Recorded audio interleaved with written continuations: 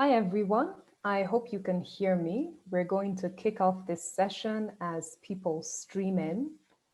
Thank you so much for tuning into today's webinar, which focuses on analyzing Kenya's COVID-19 response from a youth perspective.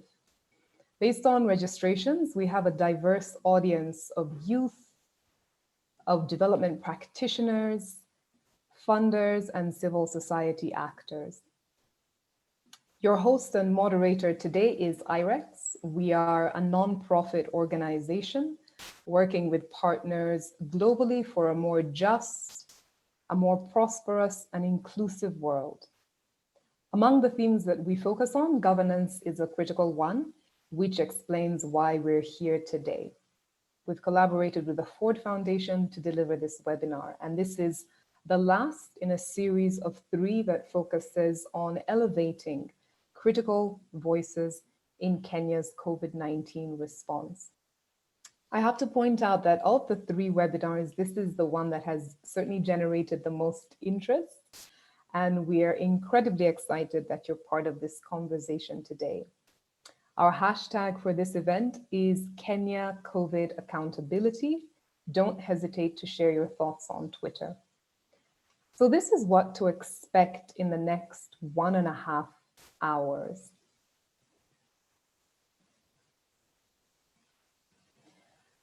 We hope that you'll gain insights around how far the COVID response has prioritized youth needs, how far youth were engaged and part of that response, and what stakeholders need to do better to engage youth moving forward.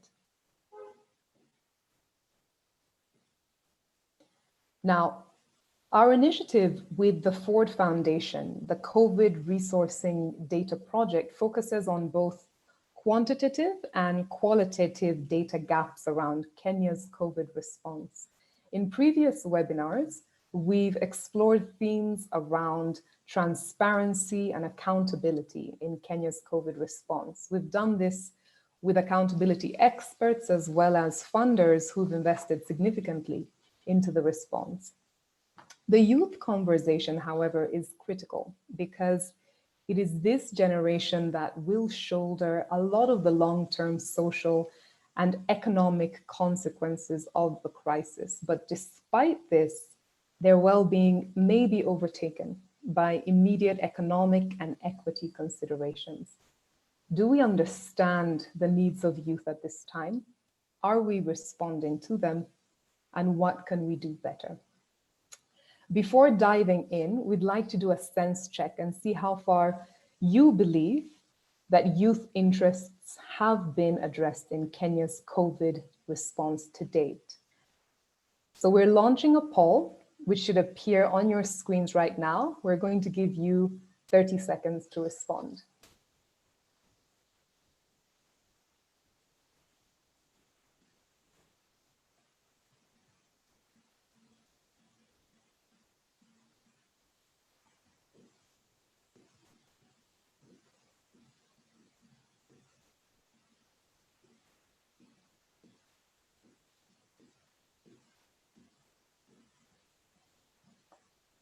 All right. So there we go. Note for the panelists, consider these views. Our audience believes that 48% of our audience believes that the youth needs have not been addressed or have been addressed very poorly in the COVID response. 30% believe fairly, 4% well, 2% very well.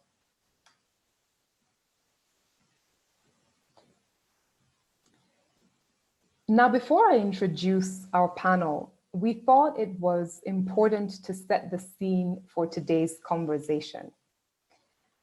And we couldn't think of a better way to do it than getting the insights from Shefer Okore, a respected youth, feminist, and human rights activist.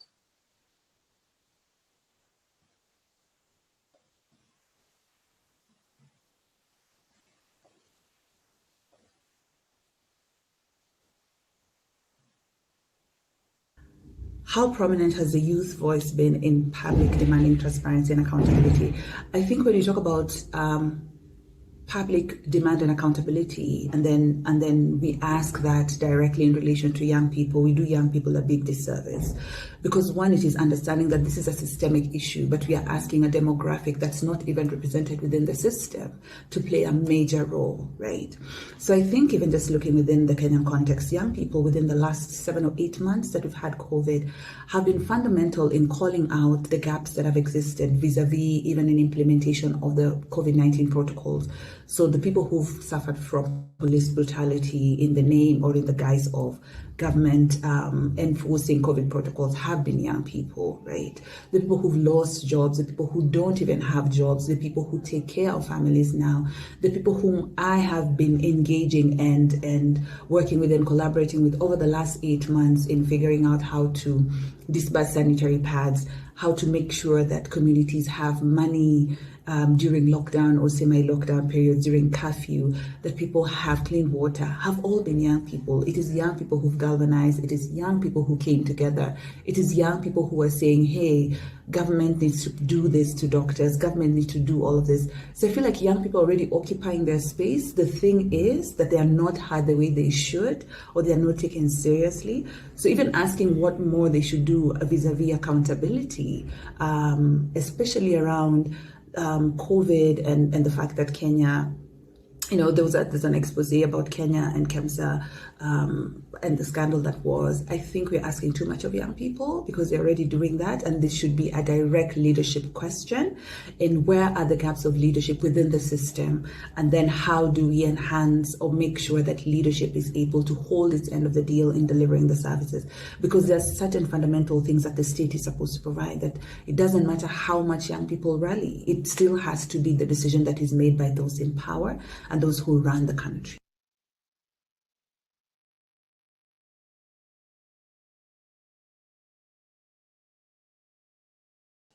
So we'll go on to introduce our panel.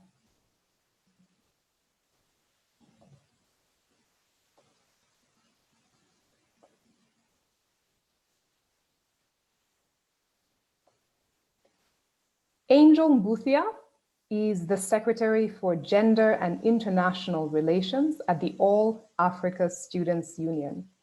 She previously served as Vice President of the Students' Organization of Nairobi University and is the chair and founder of Tujijenge Youth Society, which promotes economic development and self-reliance among youth.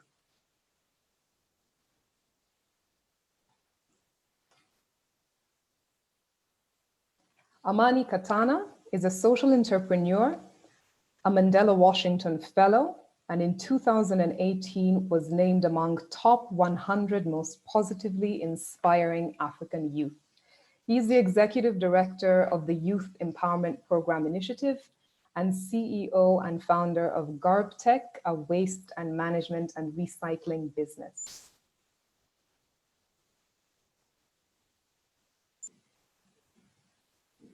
And Buki Mburu. Buki is a public policy and youth development advocate. She's a 2020 laureate for Top 35 Under 35 Change Makers in Africa. Buki is the convener of the Youth Serving Organizations Network, Kenya coordinator for the Youth for Tax Justice Network, and civic engagement officer at Power 254. Now, before we dive in, to all the attendees, please do share your comments and your question respondents from that survey. An anonymous male in Mombasa is quoted as saying, "I haven't seen anything from government. It's like we have to look after ourselves. We're fighting coronavirus ourselves." An anonymous female in Siaya said, "Many young people are looking up to the government to give them money to support their families, but many county governments are selfish and corrupt." So Mbuki, we'll start with you and we'd love to hear from the other panelists thereafter. What are the underlying factors in our governance system that are driving this sense of youth voicelessness? Thank you so much. Melissa, for that question, and thanks for having me in this session as well. And just to reflect on the question that you've asked me, and I think I'll just speak from what Shefa Okore has mentioned. I think when young people feel like they are left out, their voice is not heard. I think it's a systemic issue because our system was designed to be very colonial, to be very not people focused, but very central to the people in power. So I agree with her that it's a very systemic issue, and it's justifiable why young people feel like they are not included or they are not engaged.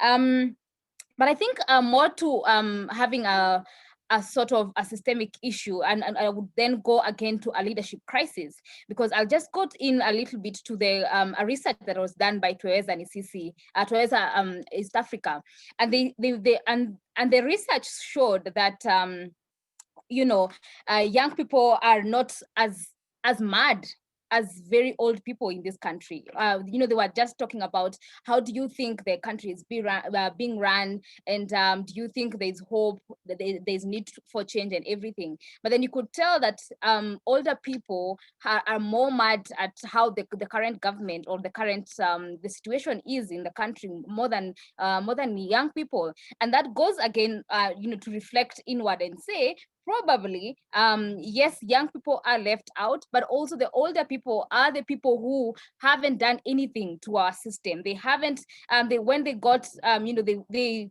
got independence, or when we got the independence, they did not have that responsibility of actually, just changing the system such that it is able to serve us. And that goes then to the question of leadership, because I think we have a leadership crisis in this country. The issue of prioritization is it's very wrong in terms of how do we, when we are having a COVID situations, what are our priorities? And that goes to, Africa has a lot of, has had a lot of challenges, epidemics and all. I think those were sort of ways in which could have prepared us to be able to handle a pandemic like this one in a better way compared to other continents. So I was really expecting that, with previous experiences of epidemics, we could then sort of have a dry run, for example, for a better management of COVID. So I think for me, the leadership crisis is a problem, and that goes as well to inclusivity, because when young people are not informed, they will not then be able to know that, okay, this system is not working for us. This system is not serving us, and we then demand more. And I will go back to the conversation in this country around for example, the constitution.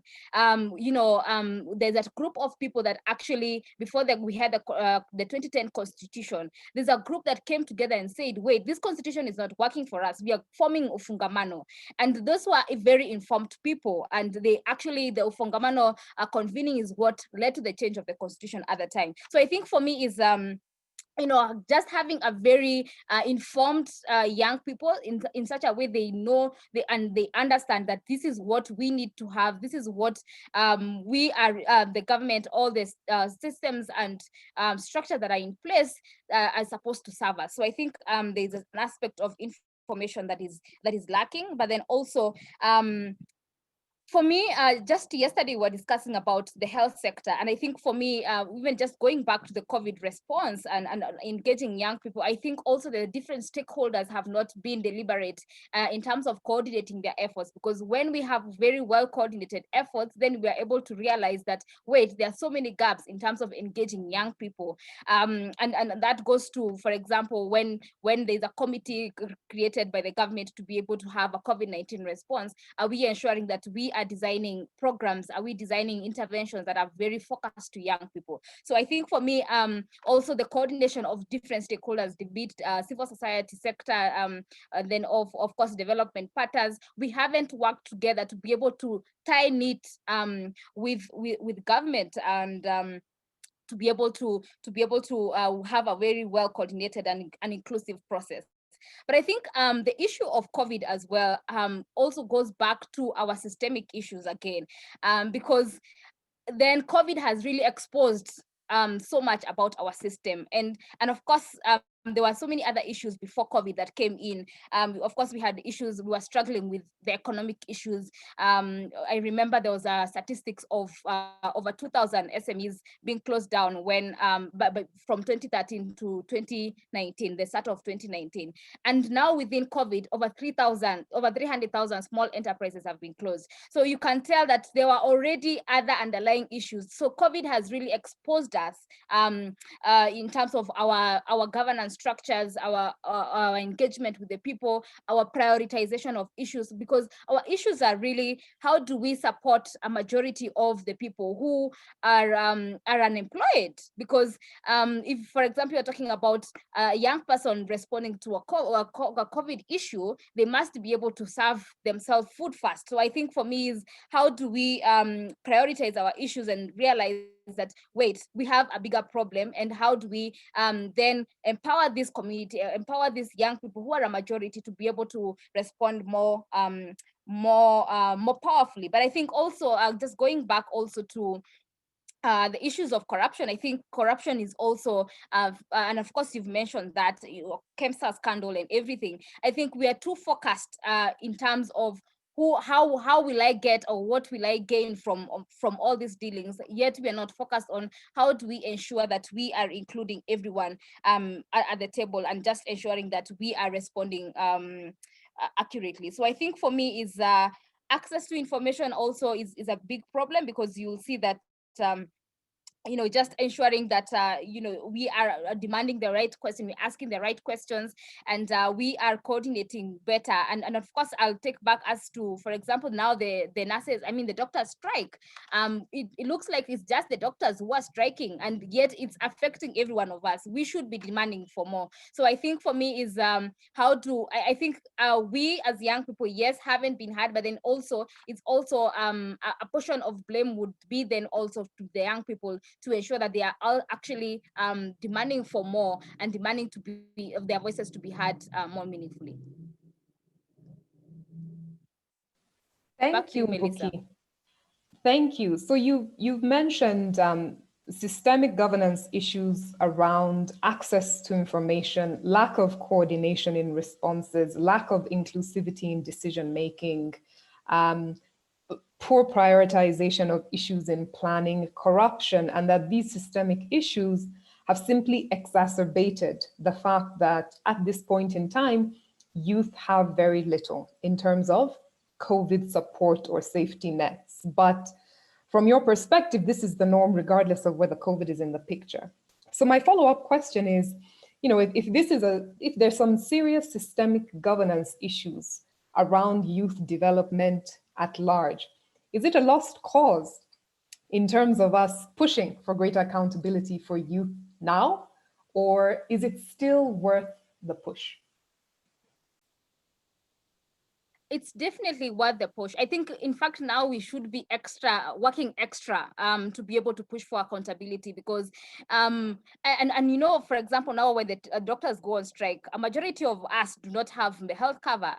The most young people are in the informal sector, where they cannot even afford to pay the 500 shillings for the NHIF. And in any case, NHIF is not covering for COVID or any other, and some other issues. So I think for me is that young people should actually be more active now to be able to demand more, because COVID is now even affecting other services, because now, of course, there's a lot of focus on COVID. That means education is suffering, social protection is suffering, and all the other sectors are suffering. So it's really for us to be able to come out even stronger, to organize more. I think for me is, how do young people organize more? I think we have a strong voice in this country, and we have the potential to be able to change this country. But I think the fragmentation and political inclination is what is killing the power that we have. I think young people just need to come together, organize, and be able to demand for more. And I would like to encourage all of us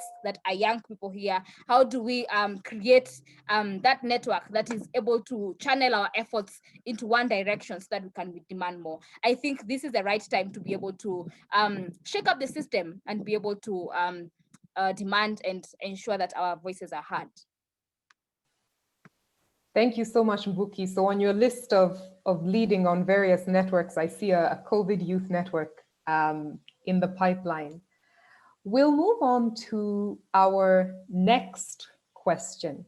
And this one will initially be targeted at Amani. Now, we know that unemployment has had an incredibly negative impact on the quality of life for Kenya's youth generally, but especially at this time. According to a Shujaa survey conducted in June, 74% of youth went to bed hungry on at least one night in a week, and just under half of those said they'd gone to bed without food for more than 3 days. Having said this, we've also seen more young people starting their own hustles since the start of COVID. So my question to you, Amani, how resilient and creative have young Kenyans become in terms of securing their economic welfare? And do you believe the government has effectively supported young, unemployed Kenyans and entrepreneurs? Great. Thank you so much, Melissa. And I'd like to agree with you that in recent months, there has been a lot of challenges as a result of COVID-19. And all businesses, not only in Kenya, have been faced by these challenges in one way or another. But the mostly affected were small, medium, and women-owned enterprises. They have been forced to put up with some restrictions they have never seen in the history of mankind. They have had to reevaluate many things from how they connect with customers, how they deliver their products. Some have even had to change their business model for good. And apart from these challenges, we've seen young people coming out strongly to secure their future and economic empowerment. We have seen, despite young people losing employment, they have gone to start a lot of hustles. We have seen entrepreneurs moving from fashion business to providing mass production of masks. We have seen entrepreneurs evaluating their business from in-person businesses to focusing on online delivery of their products and services. We have seen recently students from Duke University, Kenyan students, who recently raised $8,000 to support vulnerable communities in Mombasa, Nairobi, and Kilifi, who were affected by COVID-19. So we've seen young people coming out in large numbers to fight this COVID-19 pandemic and securing their economic future. But despite all this, despite having these motivated young people, we have seen very few support from the government. And I'd like to echo what my colleague has just said. This is systemic challenges because there is a mistrust between the youth and the government. You find that the structures that the government is using are not trusted by vulnerable youth. We have seen also false or outdated information, some information that are circulating around COVID-19, around economic empowerment. Some of these information are false. And we have also seen a digital divide. Many young people don't have access to internet. And even if they have access to internet, they might not have enough money to buy or purchase bundles. So you find all these challenges, but young people have still been on the forefront to fight for their own. And from the research that you just mentioned, I would like to agree with that young person that it seems like we are fighting our own fight. And recently I saw a tweet from the Ministry of Health saying that you are on your own if you get COVID. Such things have led to mistrust among the government and the young people. And I feel like the government has a lot to do to ensure that young people have the necessary resources that they need to overcome this pandemic. Moving forward, what the government need to do is to involve young people because we have the majority and we cannot move forward if the majority are left behind. So everything that the government is doing should put young people at the forefront. We should come up with solutions that are driven to young people. The government might also come with policies and regulations that allow young people to innovate and come out creatively during this pandemic. We've seen young people coming up with creativity, like for example, using art to drive messages on COVID-19. So how can government come on board to support these young people who are already motivated despite the challenges that we are facing? Also, moving forward, we need to see, like, for example, the government could come up with a resilient fund. No one expected COVID will come. And as a result, many young people have lost their jobs. They have lost unemployment. But how can the government come up with a resilient fund that will help these youth and women revive their businesses so that they can create employment for themselves and for other young people? And the government might also provide enterprise development, for example, capacity building for youth to actively participate in government procurement opportunities. They could also provide ongoing support like mentoring, counseling, access to finance, access to digital market, and so on and forth. So these are some of the things that government might come and help young people overcome the challenges that they're facing right now. Thank you so much, Amani. You've mentioned, just to recap, that women and youth-owned organizations, specifically SMEs, have been hit considerably hard by the COVID pandemic. They've had to be flexible and creative in how they continue their business. In terms of government support, that lack of trust that exists between community and government remains and has been stretched during this period. And you've made some excellent suggestions around moving forward. What next? And I'm glad you covered that. Looking back at some of the financial policies or assistance policies the government has put in place, tax breaks for low-income earners, for example, you're absolutely right. It didn't seem as though there were many policies or safety nets that were being designed with young people in mind. And I want to dig a little bit deep into this idea of a resilience fund.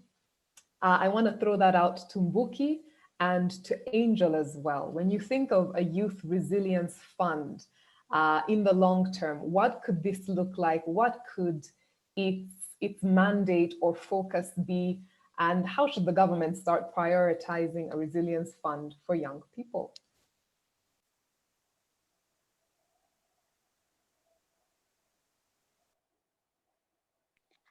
For me, I would say when talk about resilient fund, I would think about young people in Kenya are very innovative and very innovative and very creative as well. So for me, when I think about resilient fund, is how do we create a fund that is able to allow young people to think and to experiment, because I think that's what because most of the time we are told that just venture, get into entrepreneurship, get into all these places, but then there's no sort of cushioning. There's no a way of cushioning you to be able to experience and to be able to explore the different sectors. So I think for me, when I envision a resilient fund, is that a situation where that young people can still be able to innovate, can still be able to create without then worrying about the implication. Because if you look at, for example, the existing funds like youth fund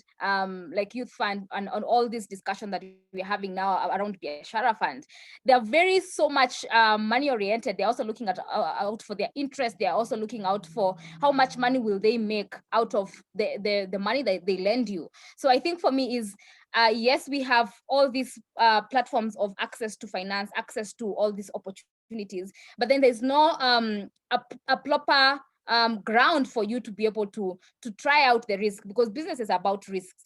And that goes also to my point that I made earlier. and of course, you shared the report that was done by the Shuja Inc. It actually said that more young people during this COVID time, they actually tried more businesses. More young people actually tried new businesses. Imagine if we had a resilient fund that allowed young people to be able to apply and get that fund. Then they could think about, instead of us importing masks, for example, can I try out this kind of mask? Can I try out something like this? And that goes also to the young person that was trying to make beds in Kiambu and I think somewhere else. If they had a support like that, they would have actually started much earlier, before we were already halfway the first period of the pandemic. So I think it's just, how do we create that in such a way that it's very continuous. It's not just during the pandemic. It's a continuous fund that allows young people to be able to explore certain sectors and be able to challenge themselves to do better. So I think for me is very economical, and we must be able to see how do we not just focus on interest, but also how do we create that environment to be able to encourage young people to be very innovative. Thank you very much, Mbuki. We'll now move on to our third question. And this is directed to Angel initially. And I'll give a bit of context. In an African Union poll conducted earlier this year, 70% of respondents, so that's young people from across the continent, indicated that COVID-19 had disrupted their studies. The report further indicated that the top challenges to education in Africa at this point are no access to technology, expensive mobile data, and the lack of infrastructure at schools. So Angel, we'll start with you here. Young people have experienced unprecedented disruptions to their learning in Kenya. How do you see this learning loss impacting them in the mid to long-term outlook?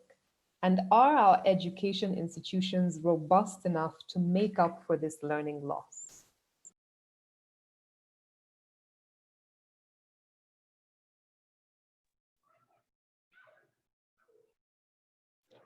All right, thank you, Melissa, for that introduction earlier on, and thank you so much for convening this highly anticipated forum for young people and discussing issues that actually affect them, which is a space that we keep on claiming and keep on fighting for.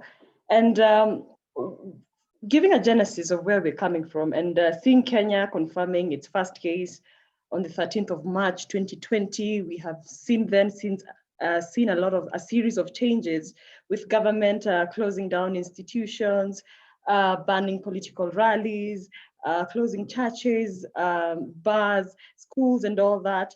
And that is a turnover that we had not seen before. It was a shock for all of us. And then again, what that did to us, it's like a moment where we were sent into a dungeon of reflection, because it was highly unprecedented. And again, that really exacerbated the gaps that we had initially on everything that we have put in place in every sector of the society. And so we see this happening across the world, not just for Kenya. And that's something that at least we are bearing in mind, that we are not the only ones who are fighting this pandemic. So we have the advantage of learning from other countries that have gone through the same things. And even bearing the fact that other countries recorded their first cases much earlier on and started having effects on the same earlier on, is something that gave us time to convene and prepare. So that is, so on 26th April 2020, UNESCO estimated that about 1.8 billion students were affected owing to the institutional closures in reaction to the pandemic. And then again, I like to dissect this in three elements: socially, economically, and politically. So socially, we see students being impacted in a way that school necessarily is not just about a learning and an education. However, it comprises of a whole set of a holistic being. And when you look at co-curricular activities that we enjoy in school are not something that we have today. When we look at religious learning that helps in calculating moral values, is something that students will highly miss out on as we are rolling out and implementing digital learning. And then the other thing is that school is a social protection hub. And that is something that students are going to miss out on. And so that will create new problems and new challenges on the same. And then what we are going to see is that counseling services will not be as available as we enjoyed them. And then the other thing is that the mentorship we get from school is something that we will miss out. And these are things that are not necessarily primary to education. They are secondary to learning, and they are quite important and significant. And we will have to devise new ways of bringing these essential elements to students through digital learning, even as we wait for this pandemic to go down. And then the other thing is economically, we have, as even Amani has mentioned, the opportunity gaps in terms of resources and the digital learning and accessing digital learning that now has brought even the issue of the laptops that were promised to be launched way earlier on, and now we get ourselves to thinking, these laptops that we wanted to launch, why didn't we launch them? Why didn't we just put more effort into having them? Because now students who are missing out on school are not necessarily those, majority are the ones in informal sectors, majority are the ones who cannot really afford online learning. So for most of them, that has stalled. And so when we talk about home learning, it mainly works for families that are compact, families that parents do not necessarily have to they can create time for their kids and teach them. That involves a lot, and that also involves resources. So that's another economic impact that we are facing on education. And now we can using public libraries will be a thing of the past. And how we bring that element into digital learning and training students and teachers on how they can access these materials is something that we're going to look at, to go back to the drawing table and understand exactly how we can move forward with such challenges. And then again, when I look at it politically, as a student leader, a former student leader, I see this as a school is where you nurture that leadership aspect. We are talking about, Buki mentioned the question on leadership, and we are depending on young people on leadership development and calculation. And school is one of those places where we have leaders being incubated. So leadership is an element that we're also trying to advocate for in young people, and that will be lost out in a huge way because leaders in school, leadership starts right from our primary schools where you get prefect bodies. Those are some things that we're going to miss out on. Most of our leaders, we've gone through that process, and that will take away leadership learning processes and mentorship from students who are learning today. And so that will go to them as a disadvantage.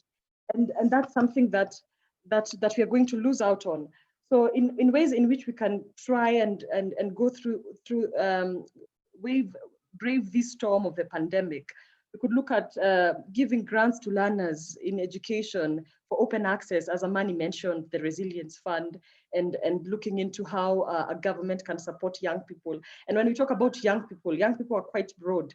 Young people, they are young people in education, they are young people in the informal sector, they are young people in the formal sector, they are young people in every aspect that we decide to talk about anything. And then having guidelines on copyright issues in terms of education materials will now have to be reviewed.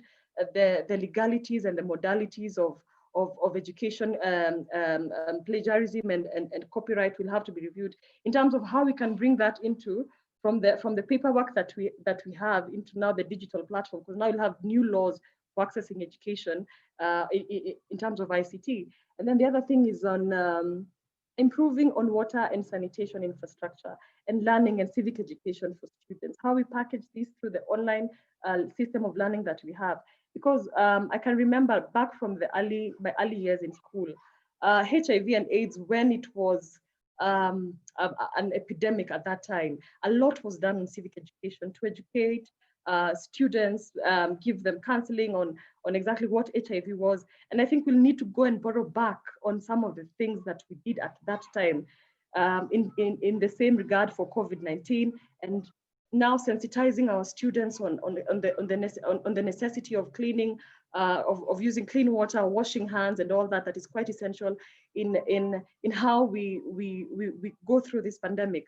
So a lot will be involved. And I've seen the government and responding to Amani's conversation on governance and how that is impacting young people and their contribution to young people and their progress. And we could look at the Kazi Mtaani initiative launched by the Ministry of Transport and Infrastructure, Housing and Urban Development. And it has restricted Kazi Mtaani now to young people between from 18 years and above. And that job description is about cleaning, fumigation, garbage collection, draining. Well, there are two sides of this coin. It helps us solve a crisis in terms of the informal sector and those who have lost jobs because of COVID-19.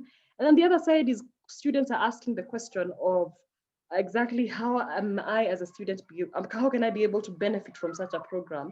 Because that job description doesn't really, they don't feel like they fit into that kind of job description, and they're asking exactly what can be tailored for them to be able to keep earning an income and do what that is intended for them to do. So there are a lot that is being done, and I think we are all braving this challenge as a country, and we also need to borrow from what other countries are doing. We don't have, we are not unique in the regard of the impact of COVID-19. I saw other countries like Ghana enjoying free water and power bills for the 3 months that they had the pandemic. That's not something we enjoyed, but that would have been something to look into at this crucial time, that we really want support in terms of even opening up the economy and even supporting the frontline workers, even students coming out to go and support students in their 3rd years and 4th years, just with any knowledge in the health sector, coming out to be at the front line in managing this pandemic. And those are some of the people we also need to appreciate and to celebrate. And if we can even support them in advocating for their issues of wanting to be paid more because of what they're doing, ensuring that if they voice out that they don't have enough PPEs, that we are giving them that backup is quite essential, because the faster we do, because the faster we keep pulling our effort into this and putting all hands on deck on COVID-19, we are able to brave this storm together and braver. Thank you. Thank you so much, Angel. And I really appreciate how you broke down the impacts at the social, economic, and political level. Just to recap, being out of school, what a lot of youth are missing out on is the softer learning, the co-curricular activities, the religious learning, the access to school as a social protection hub, and that has critical impacts. You know, when you look at issues around GBV, for instance. On the economic impact side, you highlighted a number of things, including the clear digital divide that is happening and that is becoming prominent, and the fact that there are many homes that can't afford to access digital learning, the skills gap that exists with students and teachers in terms of pivoting to a more digital or digitally enhanced learning approach. And politically, you referenced something very critical, that school is where leadership potential and mentorship for many youth tends to be nurtured and fostered. And so the social losses that youth are experiencing right now are immense. And it almost makes me wonder whether accountability is not something that we should look at from a linear perspective in terms of government needs to give us this, but whether those social losses mean that as a community, in the household setting, the familial setting, we need to kind of step up and fill the gap when it comes to the social and the political losses. But I want to stay in this education space and pose a follow-up question to Amani specifically. When we look at the learning losses in education, for entrepreneurs, you know, this applies to them to some extent. In this COVID era, what types of skills building should we be focusing on to support entrepreneurs and support their journey as they try and pivot and become more creative and adjust to this unpredictable reality?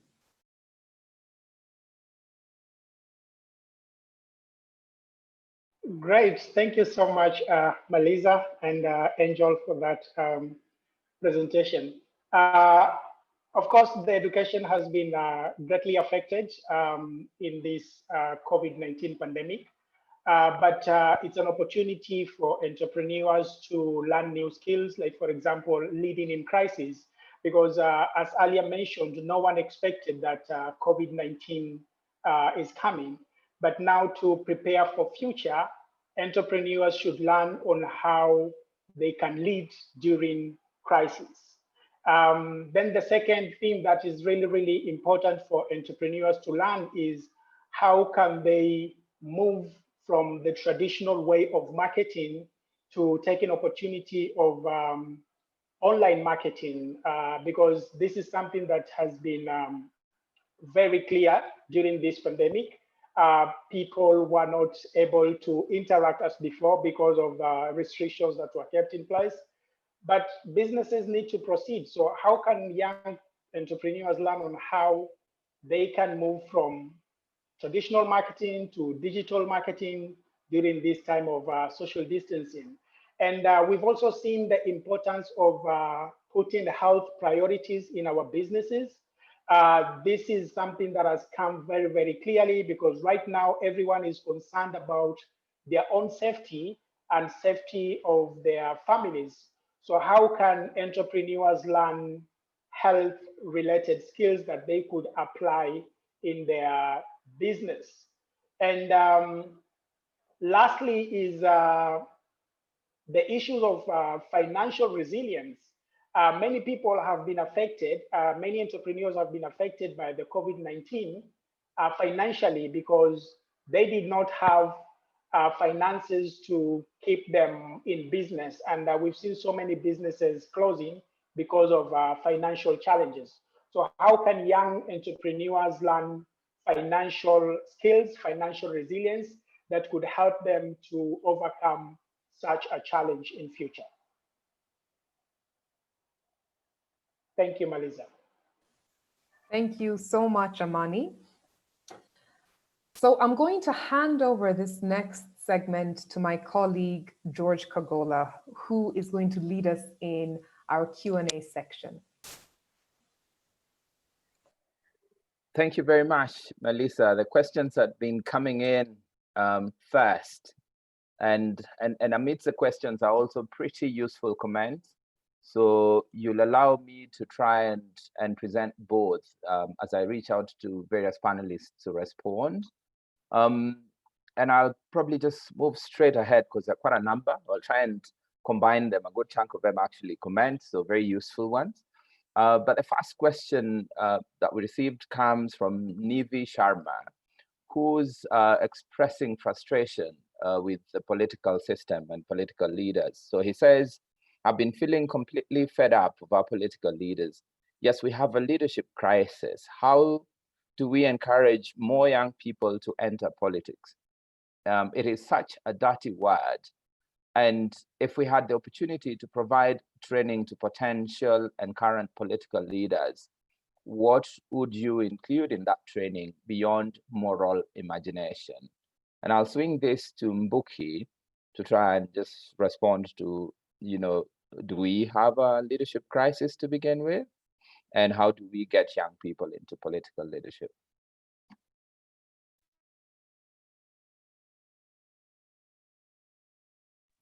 Thank you so much, Sharma Nivi, for that question. Yes, I think we have a leadership crisis for sure. And of course, I talked about the reasons why we have a leadership crisis. And one of the things that I would say we could encourage young people to get into politics is because politics is everything. It affects every part of our lives, and we must be able to take charge. And as I said before, this country sort of still faces a lot of systemic challenges, and it's a system that we sort of inherited from our colonialists. So we need young people to be able to come in and overhaul that system, to be able to contextualize what is required for us. So basically is young people coming together. And I think I have sung this for a long time. us coming together to be able to support each other. And of course, we are the biggest voters. And of course, you can see from the last elections. And definitely us being able to come together, we'll be able to sort of support each other. And also not just support each other either through just voting, but I think also as in your own space, just seeing or evaluating how can you support that other young person whom you believe has the best qualities to be able to change this country, or to be able to take us to be in a situation that we have a system that is serving for us. And I would give an example. For example, if I'm running an event management or company, for example, I could easily do posters for that young person.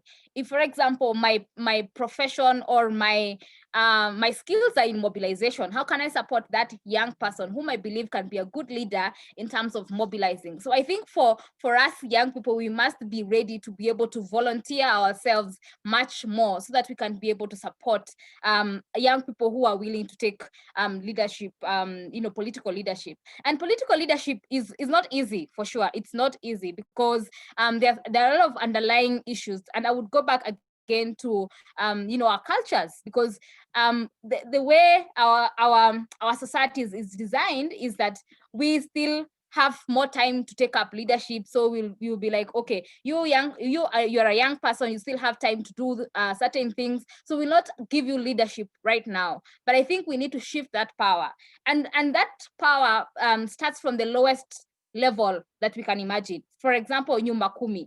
How are we organizing ourselves to be able to sit in the committee or in that baraza to be able to influence changes in that very small unit? So it's really how do we continuously plug into those spaces. And that goes also in any form of organizing. For example, you can talk about circles, you can talk about associations, you can talk about any form of organizing that we can be able to tap and learn from those leadership. Because I think all these skills we can be able to learn from different sectors, not just in political leadership. We need to penetrate in those leadership positions. And in that way, then, for example, if I'm in a leadership of a CSO, for example, how do I ensure that I'm able to support that other young person in a situation where I'm not partisan? So I think we need to be very deliberate of how, mapping the sectors that we are in, and how do we then be able to harness our efforts to be able to plug into those spaces. And politically, it's very critical. And that goes also to, for example, trade unions. I think trade unions have a very bigger influence in terms of how the politics of this country would go. How do we change the leadership in the trade unions, for example?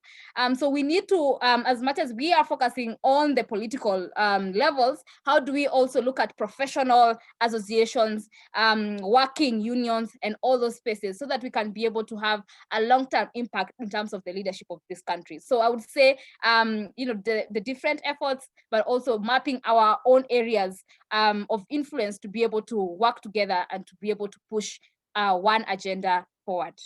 Thank you, Kogola. Thank you very, very much, Buki. That's really useful. I think that the next two are sort of comments that are opposing, and probably just putting them out there for the wider audience. Felix Otieno says that young people have been systematically and intentionally pushed to the periphery, not just during the pandemic, but in the management of the nation's affairs in general. On the other hand, young people are seemingly okay with the tokenism and off-the-cuff manner in which they're engaged.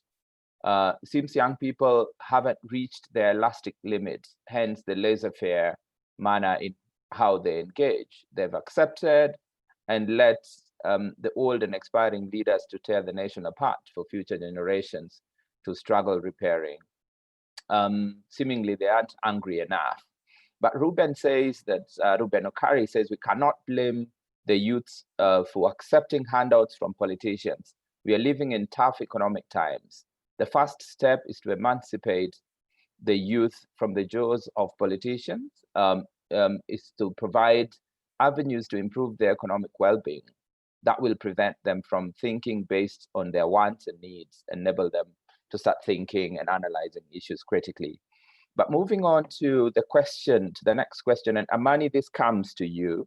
Dorcas Geki says, how can we handle the COVID-19 impact during and after COVID on youth, such as early pregnancies, school dropouts, mental illness, suicide, and gender-based violence that have been on the rise since the pandemic kicked in?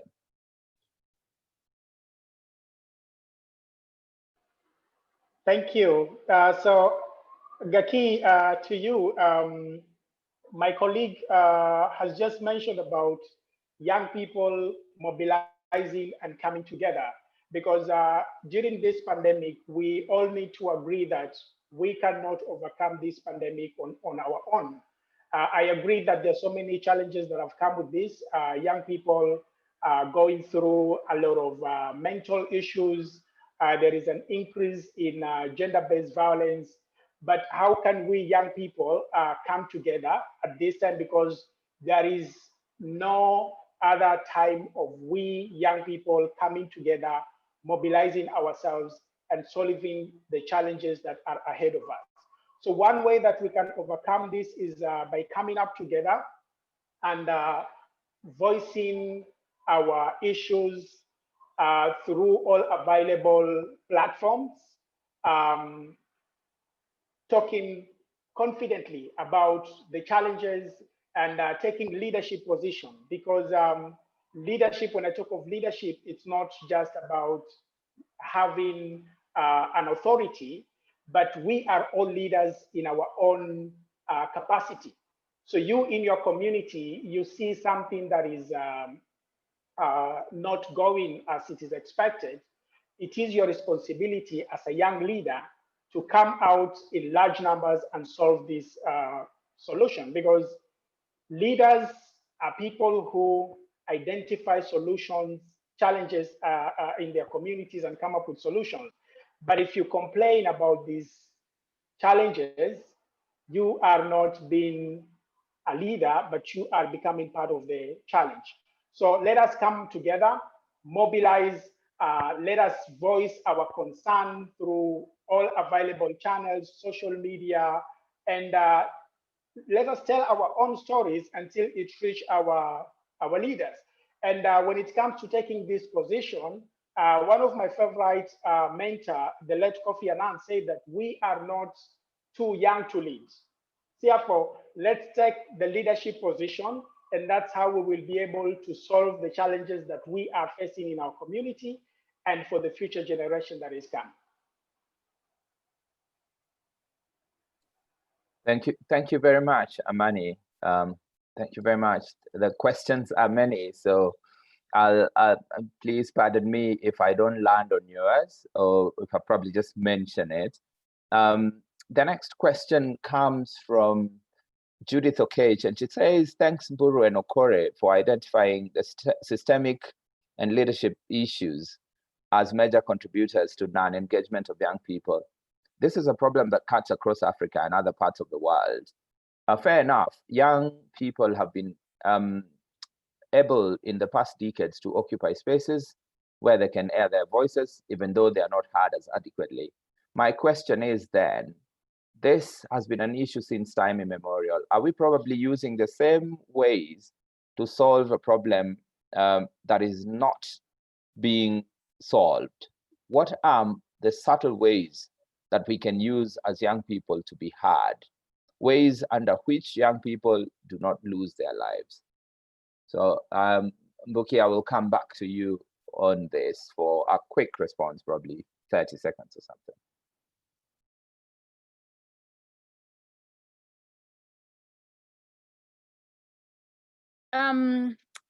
So and thanks so much. I don't know, I just have forgotten the name of the person who asked. That is Judith Okech. Thank you so much for that question. I think there's a power in organizing, and I like already what you are saying, how we might be using the old ways of organizing or or pushing for change, and that's why we are probably not getting the change that we want. And as young people, we need to reflect and see what opportunities or what either can or rather technology has offered for us to be able to organize. And of course, we have seen a few of organizing that we've done in this country around social media, around creative visualization and all that.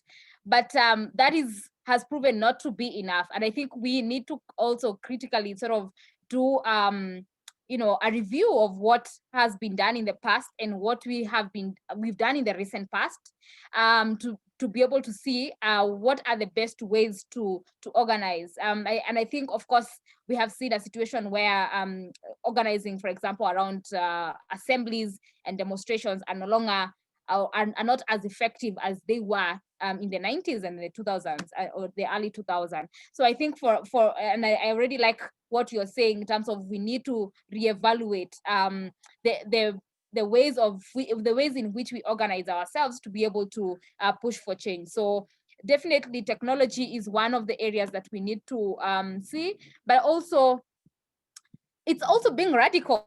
I think we as a demographic, we have an added advantage of what the older generation might not have. And that goes to see how can we actually be in a position of, yes, we have the information, we have the techniques, we have all these skills, but how do we use them to be able to stop a system, to stop a conversation, to stop a movement that is acting against our own interests? So I think we have so much power. I don't want to be too radical. I don't know. But I think we need to see what are those mechanisms, what are those skills that we have that can actually stop this country for a moment so that they can listen to us. I think we need to think about that so that we can be able to change the system, which we are carrying it on. And we are not going to serve the generations to come if we will not change the system that we have in the current state. Thank you, Kugola. Thank you very much, Boki. A number of comments, so I'll probably just skim through. Grace Mageka says that the day those in positions of leadership and influence will stop being selfish, we will have an inclusive society. Those in positions of power will be able to channel resources to different categories of people. There's a strength and power in numbers. Young people, once they are informed about the policies in place, they can go and demand, but most of the time, it seems some of us are cowards to challenge the status quo. Martha Nyamu says and mentions that when we talk about holding our leaders accountable, it also means that we as citizens take responsibility to inform and educate ourselves on matters policy and leadership, so that we understand how the system works and where the gaps are. And I'll probably just push this to Angel to make a comment in terms of how do you see this playing out in terms of young people educating themselves and just being aware of how the system works?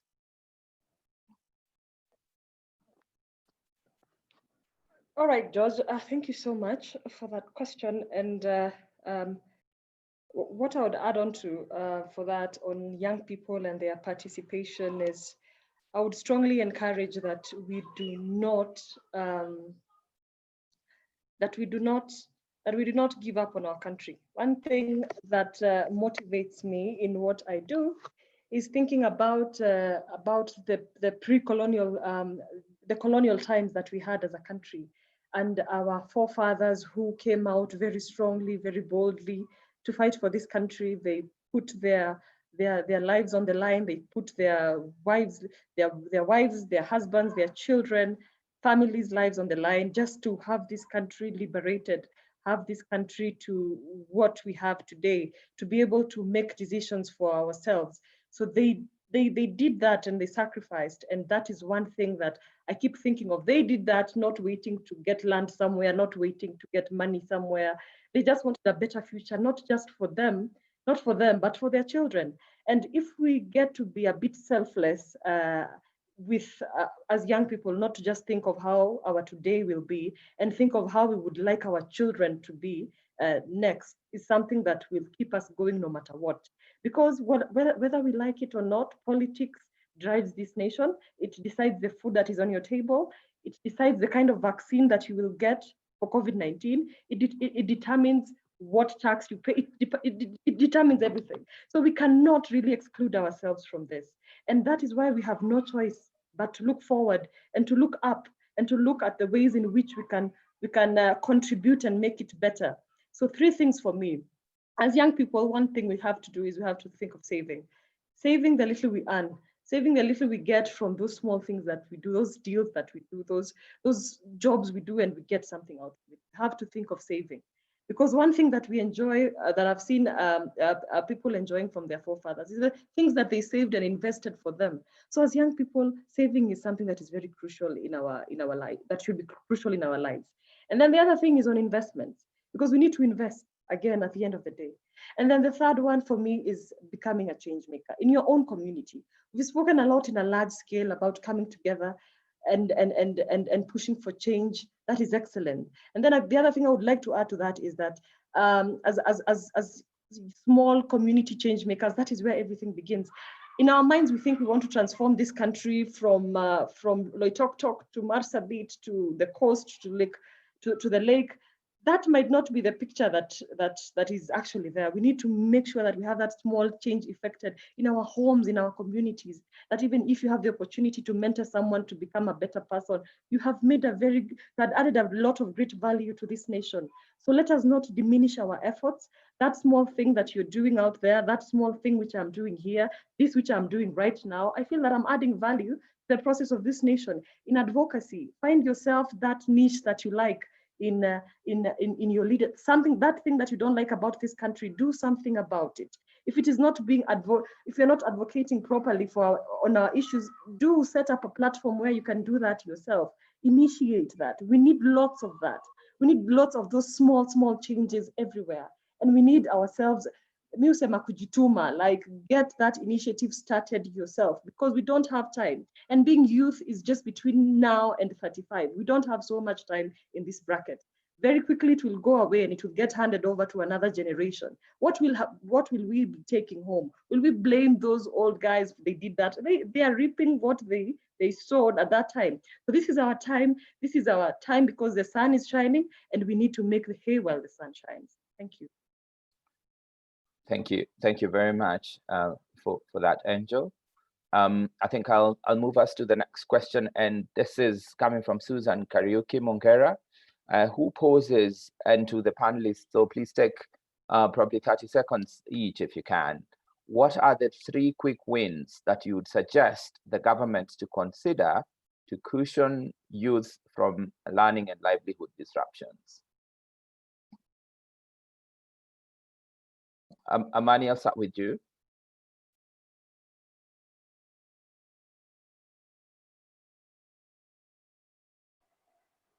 Okay, what are the quick wins? Would you like to come again, George? Sorry, yes. So the question is, what are the 3 quick wins that you would suggest the government to consider to cushion youth from learning disruptions and livelihood disruptions?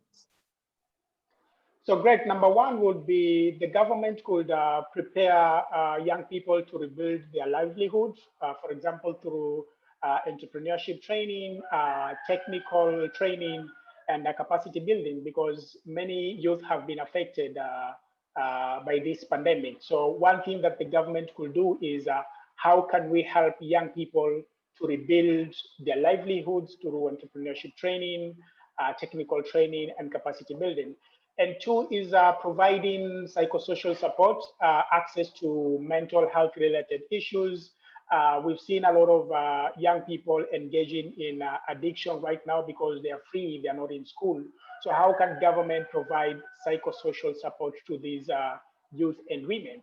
And lastly, providing safe spaces where these youth and women can meet and air their concern and feel confident to speak about the challenges they're facing and innovating in the process.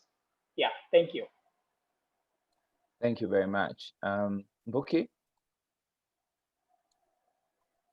Yes, so my quick wins for me, of course, COVID has taught us a lot, and we cannot ignore technology. I mean, we have it's here with us. We must be able to adjust or to adapt, and the government must invest, infrastructure, in terms of infrastructure and just access to, technology and bundles. For example, internet in this country is very expensive. So how do the government invest in an elaborate infrastructure that is public, sort of public benefits, or rather public driven, such that we don't have a lot of private sector manipulation of the sector in terms of access to technology. And of course, we can appreciate a lot of learning that young people have had, from YouTube, access. And then of course, we are talking about also creatives also learning a lot also from the online platform. So we must be able to get to the level of the international or the world level, to be able to learn from, from different parts of the world and what they're doing. And I think technology is that point where that connects us to the world. So we must be able to invest in that. The second one is focusing and putting right infrastructures in education institutions. I think I was really hoping and I was really trusting that educations, and especially in the tertiary institutions, had the capacity. But I'm shocked. I mean, University of Nairobi cannot actually have online learning effectively. So I think for me is how do we create institutions that can be able to plan or can be able to envision a bigger population, or can envision a situation where we could not have physical learning. And of course, we must also appreciate physical learning is also very important. And of course, I will not belabor the points that were shared by Angel in terms of social protection and all this. But then also just looking at how do we ensure that we do not have like a very big margin of interaction. For example, you'll find that, and especially in technical institution, you'll find that one machine is being shared by so many people. Therefore, you cannot be able to facilitate a situation where you can have students being able to shift. So I think just investing properly in technical education as well, so that even while we might have such situations, we can still have students in the technical education or in technical sectors being able to access the machinery that they need to access. So I think, I think that's what I would respond in terms of the government investing in, thank you. Thank you very much, Buki. Angel? Yes, George, my addition to all those brilliant ideas would be, again, back to what I was saying on saving, and now saving more broadly, looking into the informal sector. And Kenyan policymakers are full of ideas. They don't have a desert of ideas. They initiate policies that if we just went and followed them up on, we would have better spaces, like the laptop issue that we had. So I saw the other day the president launching a national investment scheme for boda riders, and most boda riders are young people, and they have employed some are self-employed, some are just riders. But now them coming together and asking the president to support them in their SACCO initiative and opening it up for them to be able to access more funds, to be able to get benefits that they could be able to expand on their businesses in terms of boda and all that. And that got me to thinking about the informal sector in a wide range, because that is where we need to expand more in order to create new opportunities, more opportunities, because the formal sector is quite, it's suffocated by now. So expanding the informal sector, getting them to be empowered self-sustainably, is a way that we could look into this country's future generation and sustainability. So while we do that, while we encourage saving and investment for young people in the informal sector, those who are in small businesses, the kinyozis and the salons, they're run by young people. So supporting them would be something that could create new opportunities in those industries, the beauty industry and all that. That would be a way to connect and empower young people because they want to be independent. So as we make that decision, then we need to think of inclusion, making sure that women are supported, making sure that persons with disability are supported, making sure that the realms of our society benefit from this is something that I would want to see in this country. Thank you. Thank you very much. I think that there's a question that has recurred, and I've seen it's come from a number of people, and it's a question of inclusion and inclusivity. And there is the conversation of, in the process of addressing the impact of COVID on young people, and in a response and support, where is the place of young people in mashinani, as it's been mentioned, or young people that are in the periphery, so young people with disability, or young people challenge, different segments of young people that are more vulnerable in this wider conversation. And I'll probably just throw it to Buki, if you could take a minute to just respond on what should be done. Yeah, definitely. I think the question of inclusivity is very critical, and thank you for the members who've raised that question. Yes, definitely, youth are not homogeneous for sure. We have young people who are marginalized. We have young people who are living with disabilities. We have young people in different sectors, and I would be very specific in terms of just, for example, agriculture, and of course, Angel has talked about, you know, formal sector and informal sector. And you look at, for example, the incentives that were given by the government, the economic stimulus package, and all the intervention that were given around COVID-19. You can tell that young people, first of all, the majority of them are in the informal sector. But if you look at the support in which the government has given in the informal sector, it's zero. And that's where young people are. That means, yes, we have all these amazing interventions on paper, but then it's not reaching to the young person. You talk about, for example, 5%, was it a 5% reduction on income tax? So it doesn't affect that young person in the mashinani. And sometimes I think also in terms of interventions of movement of restrictions, for example, we didn't quite analyze what would be the impact of such restrictions, and how do we sort of look at, yes, we have this COVID, but then how do we manage our situation? Because there are people who live on hand to mouth, and most young people in the rural areas were affected, and that's where most young people are, because they depend on those agricultural activities to be able to earn a livelihood. So I think that the discussion of inclusivity, and especially in response to COVID-19, we didn't quite put everything on the table and say, this is what this is how our context look like, and this is where a majority of people are, and how do we ensure that everyone is involved? And that goes also to young people, because these young people still are the ones who are taking care of the people or the patients of COVID, for example. How are we ensuring that we are supporting them also mentally and also in terms of economically? So I think just the question of inclusivity is very critical. And of course, when you talk about, for example, disability, it's quite a whole perspective, because first of all, disability, of course, there are situations where, for example, government has given certain incentives to them, and now it's no longer feasible during COVID. For example, if they're given certain stalls or certain places to vent, they can no longer, because there are no customers, so they cannot be able to access some of those.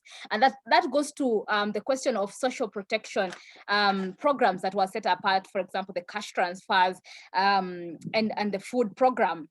There was no proper what could I call it, feasibility study in terms of just having those cash transfer and social protection programs. So I think the question of inclusivity is still something that we are grappling with as a country, because even while we are designing interventions, we are not looking at what are the different areas that our people operate in, and what are their unique challenges and their unique ways of doing things. So I think that is a very critical discussion that we can still have in terms of just how do we ensure that we are mainstreaming inclusivity and our different ways of doing things in our own interventions.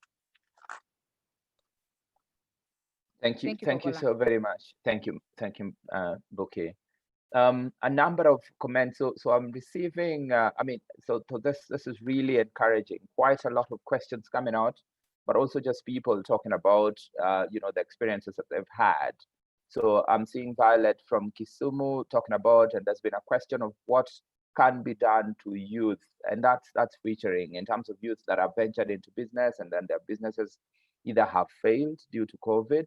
How can they be supported to get back on feet again? I think Faith Njau spoke about the same, saying that young people have learned to start their own businesses. They have tried to look for funds in vain. I think in the long run, they have learned to be innovative. Samuel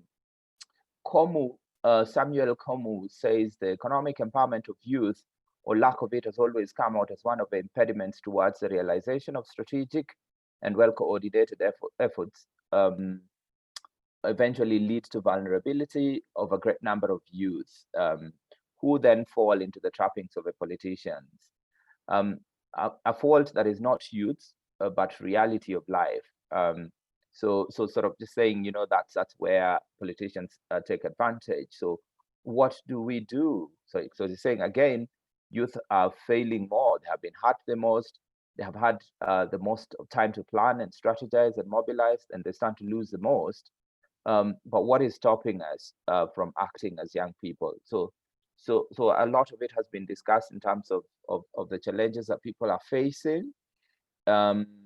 There is still the issue of inclusion from Alan Katana, who's talking about, that they're doing everything, but inclusion in making government decisions is lacking for young people's opinion to get included. We have, especially in reviving the economy, that would be an important one post-COVID. And Kevin Chikuku is talking about works in Kilifi, in public health in Kilifi County, and says, based on what Amani said on the tweet, we are on our own, because the majority of us till now still not believing that COVID exists. And he has experienced this, especially as somebody in the public health space, where mostly young people go around saying that there is no COVID, since majority feel that their immunity is strong and it's only the old people that will get COVID. So it's difficult to convince them. I don't know whether, this is an experience that's coming through from other places. An anonymous comment as well spoke about being a frontline worker and experiencing fake PPEs on the market, which exposes us, to COVID, and is asking what should be done to save this in the context of COVID-19. So probably this becomes my last question, especially in terms of looking at the PPE problem, and just probably pushing it to Angel to just, it's really not your space, but it's an issue of accountability, especially in terms of fake PPEs. How do we address the moral fabric of Kenya as a country?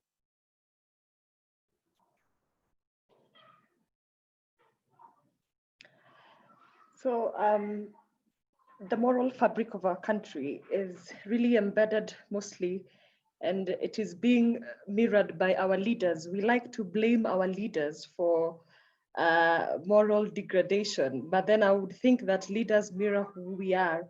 And as a country, we need to accept that we have a problem in terms of moral transparency. And we also have to agree that morality, regulating character is not a very simple thing.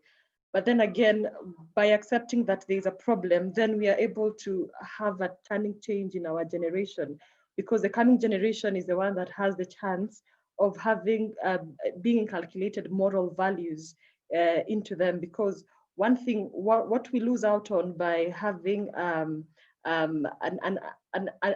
impermissible moral fabric is that we even lose a relevance in the international space. Because look at Nigeria, because that is where we are headed. That's what I think that we are taking after.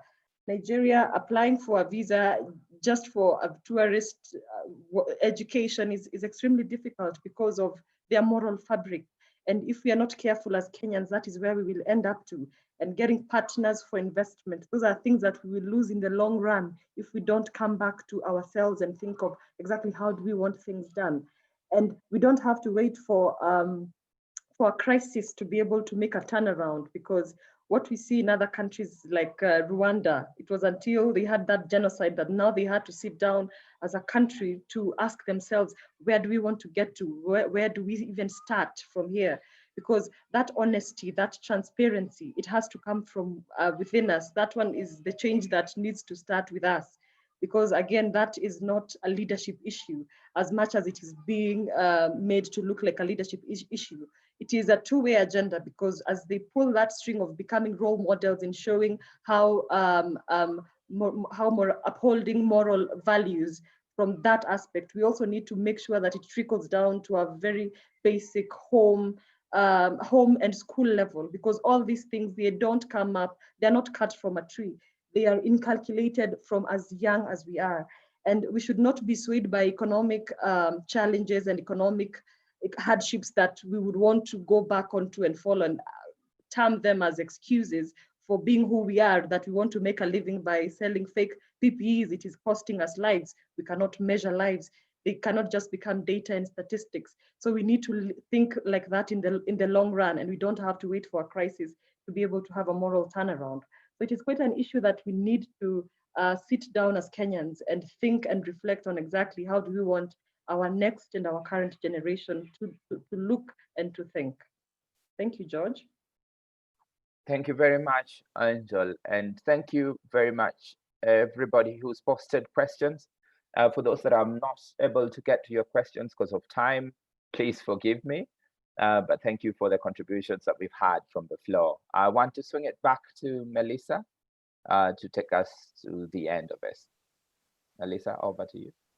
Thanks, George. Wow, what a conversation. And it's clear that although this was a conversation focused on the COVID response and the youth perspective, a lot of the challenges from the governance through to the education, through to the employment or economic development side that were raised by our panelists are almost embedded endemic challenges that exist in our day-to-day. And what COVID has done is exacerbated and brought to light some of the challenges in our system when it comes to governance and provision of services to youth, gaps in our education, and the fact that a lot of learning happens outside of the classroom, and the need perhaps to consider the wider community learning element, and how we need to kind of refine our entrepreneurship approaches to inbuild a sense of resilience for our micro-entrepreneurs and our entrepreneurs at large. This has been a really insightful conversation. A big thank you to our panelists. We value your time, we value your insights. To the attendees, thank you for joining us and for being a part of this vibrant conversation. A very quick note to share that the webinar will be made available online, and everyone who registered will receive a link. So thank you, stay safe.